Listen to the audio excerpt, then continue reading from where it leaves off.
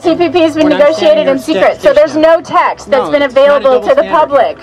But WikiLeaks has released 2 chapters of the text that was leaked. One is on the TPP and environment. So here to explain what was in that chapter and what we have to worry about is Tia Lebherz from Food and Water Watch. Okay. Hi everybody, thank you so much for being out here today. My name is Tia Lebherz. I'm the Northern California organizer with Food and Water Watch. We're a consumer advocacy watchdog organization out there every day to protect our food and water resources. The TPP means trouble for our food, our water, and our environment. And even though we can't see it, big oil, big gas, and 600 multinational corporations are writing it for us. Thanks to WikiLeaks, we now know some of the threats it will bring. So in general, the TPP will equal less local food, more fracking, sketchy seafood imports, no GMO labeling, and more corporate control of our democracy.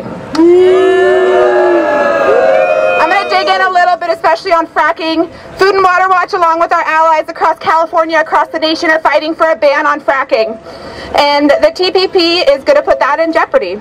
So the first thing to know about the TPP and fracking is that it is going to open large markets of export of liquefied natural gas, largely to Japan. Japan is the largest importer of natural gas, so that means definitely more push to frack America, to frack California. Second, and probably more frightening, and this is what we found out in the WikiLeaks, is the provision of the TPP that would allow foreign and multinational governments to sue our city and our state governments that pass local legislation against fracking.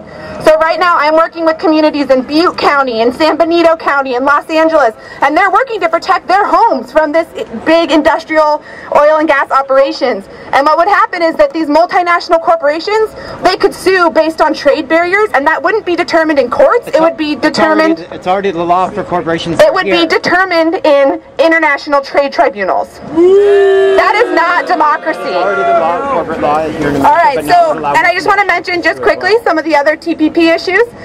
Miguel just talked a ton about GMO labeling. This deal would allow importers of food to force products suspected of border inspections to be tainted into our commerce while testing is being carried out. It would increase the imports of unsafe farm-raised seafood from places like Vietnam, and it will do nothing to increase our labor and our environmental standards in the country. So how do we stop the TPP, y'all? Earlier this month, we know Fast Track was introduced. We have to stop Fast Track. So we need everyone calling their representatives. Being out here today in the streets is a huge step. Thank you everyone for being out here. Please get on the phone, call your representatives, go into Pelosi's office, tell her to vote no on Fast Track and oppose the TPP for the good of our food, our water, and our environment. Thank you, everybody.